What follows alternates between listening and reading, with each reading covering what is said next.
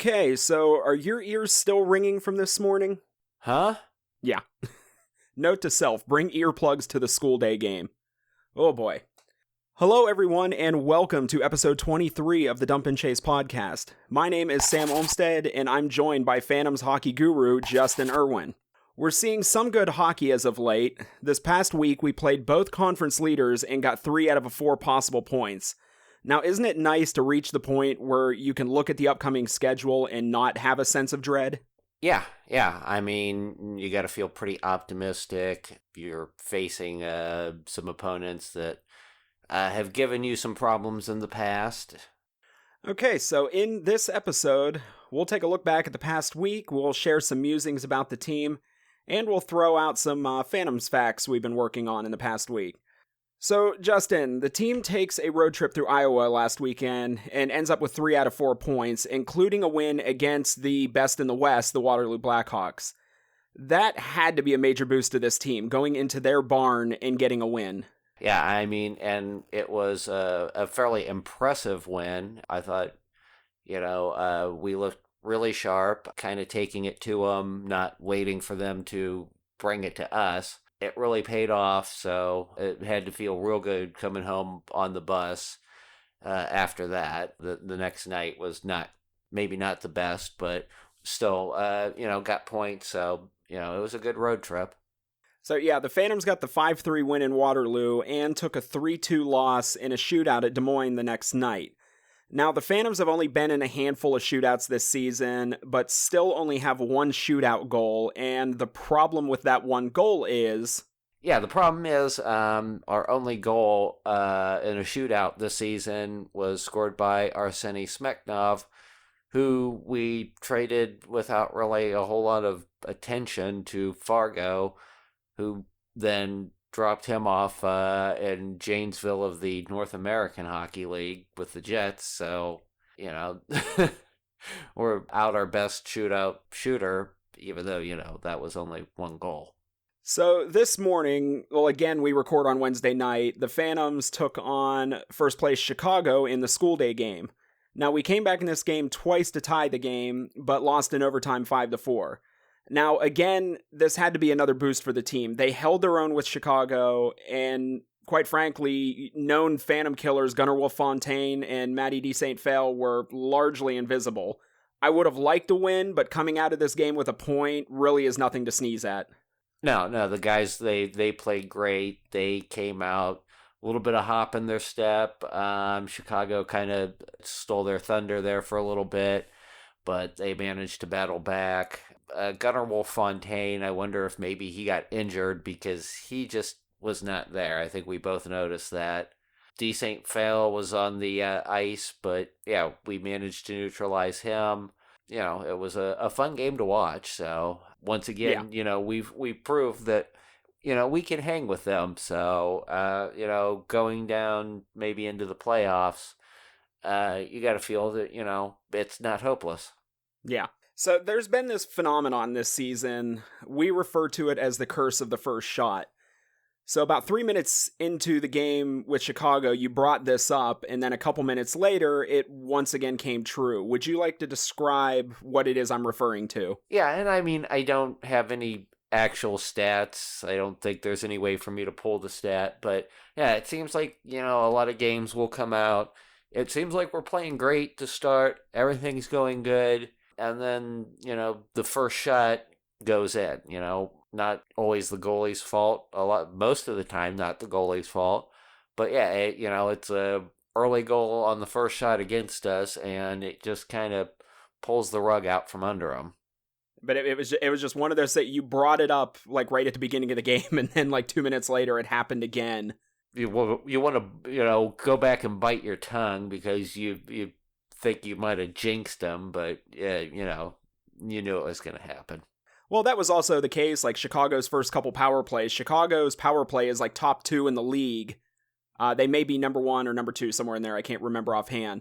But, those first like couple of power plays they had, they just looked absolutely flat. I just didn't, I made it a point. I didn't even say anything until the power play was over, because I know how our luck works in those situations. As soon as I open my mouth, they're going to score. So Yeah. I mean, Chicago did get a power play goal, but for the most part, they were completely outplayed by Youngstown's penalty kill. Yeah. I mean, even with Fontaine not really out there a lot, I think Sean Farrell was out for school-related issues. Yeah, they have a lot of weapons. One or two players shouldn't matter. For them to be kind of just passing it around passively around the point and, not really attacking was kind of a surprise. And, the Phantoms definitely were making it hard on them. So in last week's episode, we had an interview with the Phantoms play-by-play guy, Matt Lipsack, which if you haven't listened to yet, I highly recommend checking it out, episode 22. And also, if you go into the description, all the different segments are timestamped. So if you don't want to listen all the way through, you can just click on the timestamp for the interview. It'll take you straight to it and you can listen. But last week, we had discussed the Phantoms' lack of success while wearing specialty jerseys. Now, we knew it was bad with the 10th anniversary sweaters, but we didn't have the numbers to put to it, and now we do. So I went back through all the highlight videos this season, and in the 8 games the Phantoms were wearing those 10th anniversary jerseys, they went 1-6-1. And, this whole thing was a lot more fun to talk about before I knew what the numbers were. At this point, I say just raffle off the jerseys and be done with them. Yeah, you think, oh, well, I'm just being superstitious. I'm making something out of nothing. And then you pull up actual numbers and, oh my God, you're right. So, yeah. It may be superstitious, but hockey compared to other sports, you probably have more superstition in hockey than you do in any other sport. So I think we're valid in that respect. Yeah, burn them. Now, speaking of, they're beautiful jerseys, but just,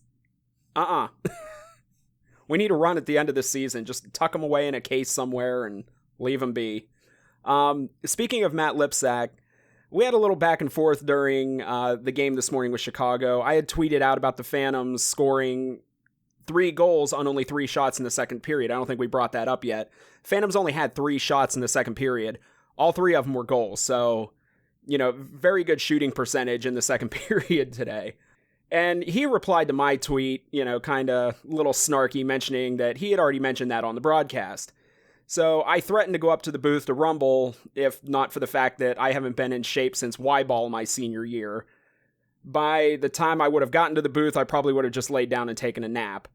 So then he hits me with a Dwayne Johnson, a.k.a. The Rock, come get some gif. The feud is on.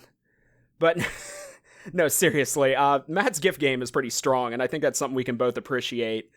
I think we've mentioned before, when me and Justin text back and forth, especially during away games, 75 to 80% of the messages are GIFs. We've talked about it before. We should do a contest where the winner gets to be in a Facebook chat with us during an away game. Although probably we would have to have a non-disclosure agreement involved, so maybe not. Might have to kick that idea around. Yeah, we'll pass that on to legal. We'll have to get that cleared. Do we have a legal department? Yeah, I believe it's the law firm of Dewey, Screw'em, and Howe.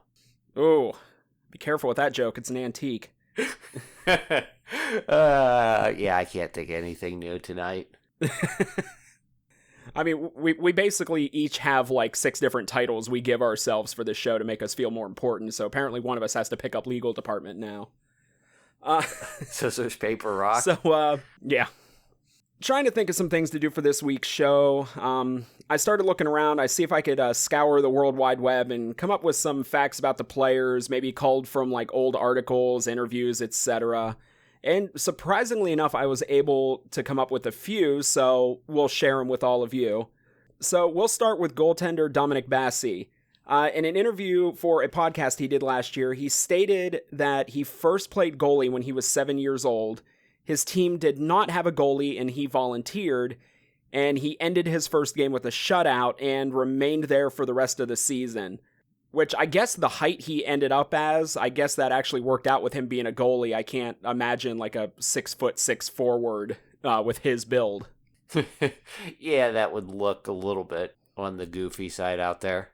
Yeah, he'd be getting folded in half regularly along the board. So, I guess fate intervened there, and that worked out for him. So another one I found, I actually found this one a while back, but before becoming a Phantom, Cade Lemmer was the pride of Wausau West High School in Wisconsin.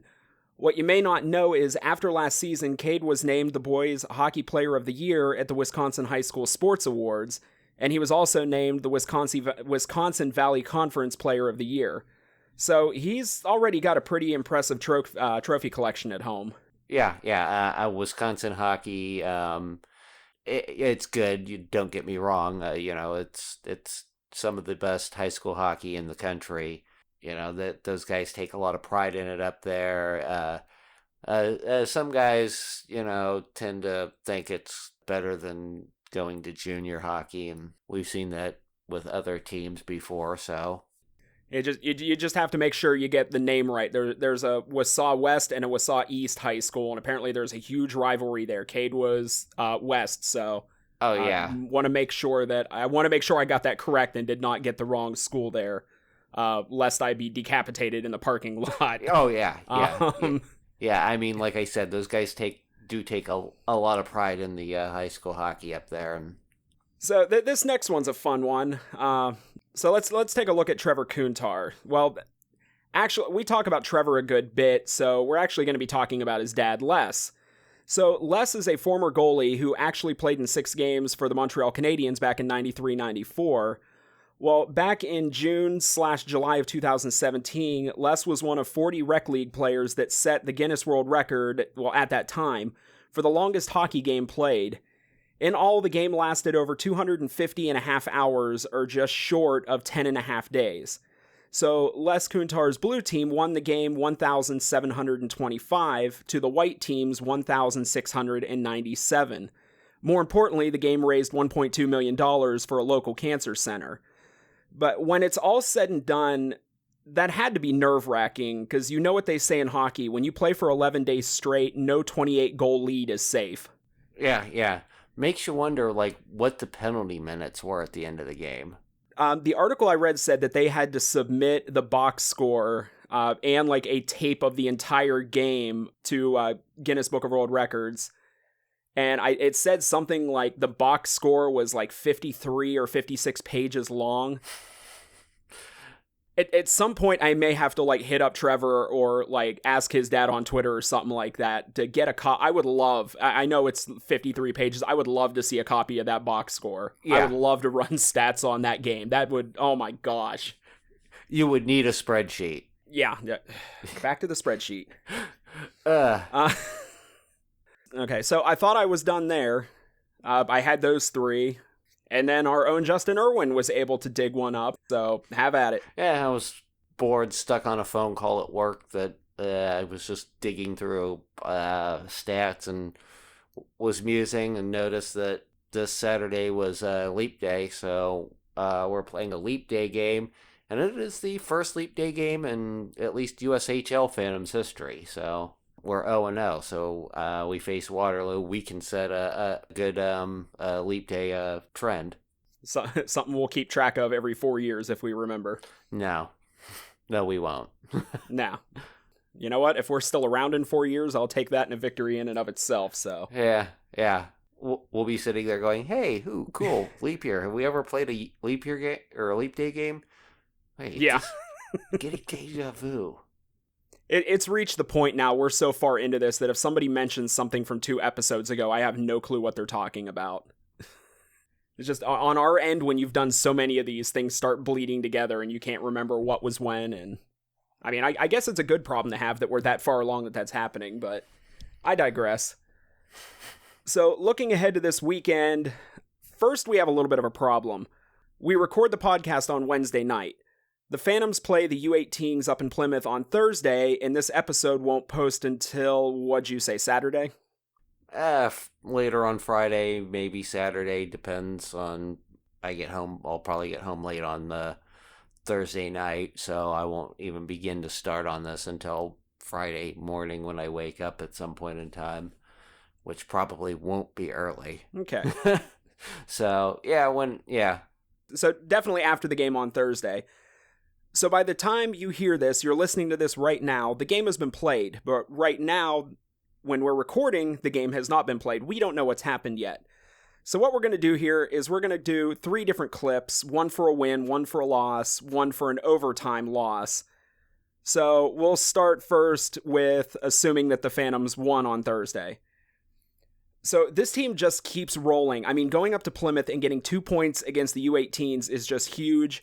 This is the last time we see this season that we see the U18 squad, and we finish it out with a win.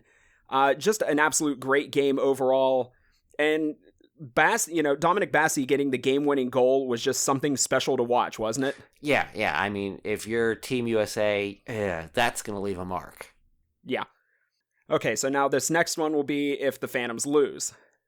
Well, just more of the same when this team travels to Plymouth. You want to keep the momentum going, but this was just a tough loss to the U18s. Now, thankfully, this is the last time we'll see them this season. Now, for the life of me, I don't know what Dominic Bassi was thinking, skating the puck to center and trying to take a shot on goal. I mean, he falls over, USA gets a break going the other way, and scoring on what was essentially at that point an empty net. Yeah, that's going to leave a mark. Yeah. Okay, and this third take will be in overtime or shootout loss. So it wasn't a win, but the Phantoms were able to get out of Plymouth with a point, which at this point in the season is way better than nothing. It was cool to see Bassi score in the shootout. I mean, after 20 rounds, you run out of players to take the shot, so he became the second Phantom this season to score in a shootout. So that was really cool to see. Yeah. I mean, again, if you're Team USA, that's going to leave a mark. Yeah. Okay. Okay, now that that's out of the way. So we're going to be screwed if Bassi doesn't play on Thursday night. Then none of that will make sense. Okay, so the Phantoms return home Saturday night to take on Waterloo. The game is Autism Awareness Night. A sensory room will be provided, and the goal horn will not be in use during the game. The puck drop is at 7:05. This should be a fun one. We got to win in their barn. I mean, do you think that'll be any extra motivation for them to come here and get a win at Cavelli? Oh, yeah, it will be. So it was a good game there. It should be a good game here. So, we really have to make sure that we keep up the intensity and, don't get caught up in the Saturday night crowd type thing. We just have to focus and, get a win there. Okay, so I haven't got around to putting together like a stinger for this segment yet, so I'm just going to use like a wacky morning show like host voice. See how this works. Okay, now it's time for 2 questions. Yeah, we're not going with that. That ain't going to work.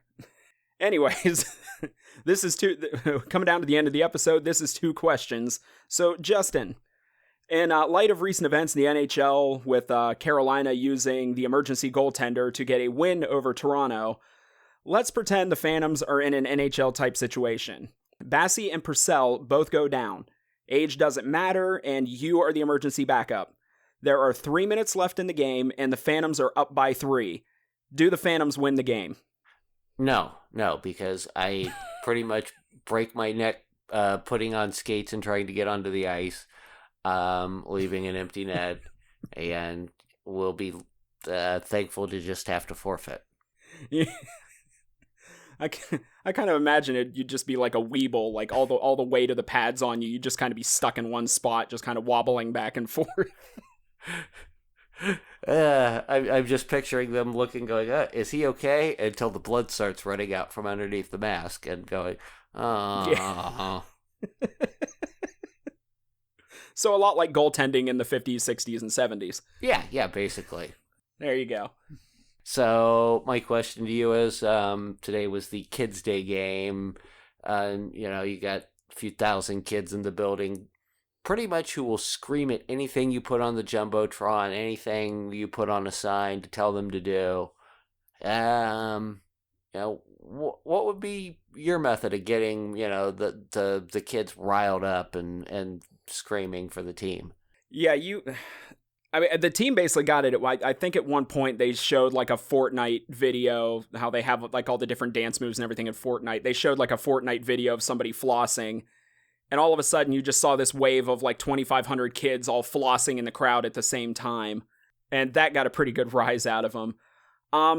If it's anything like my boys, probably just showing videos up on the big screen of like YouTube videos of other people playing video games. Since apparently that's a thing. I don't know for the life of me why. I guess this is my age talking, but just put a YouTube video up there of somebody else playing video games, and that'll just get them all riled up. Somehow that makes you millions of dollars now. I don't understand. Yeah. Back in my day, we played our own games. And we were told that would never lead us to anything, and we would, if we got addicted to video games, we'd never get a job or make money, and yeah. And if the game didn't work, you had to take the cartridge out, blow in it, and put it back in. I swear to God, kids, look it up. That was actually a thing. Oh, Lord. Okay. And that is all the time we have for tonight. Big thanks to all of you for tuning in.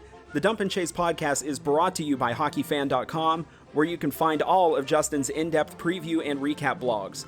You can also check us out on the Phantoms section of OhioHockeyDigest.com. Be sure to subscribe to our channel, hit the like button, and drop a comment below. And our social media links are in the description. For Justin Irwin, I'm Sam Olmstead, and as they say in hockey, let's do that hockey.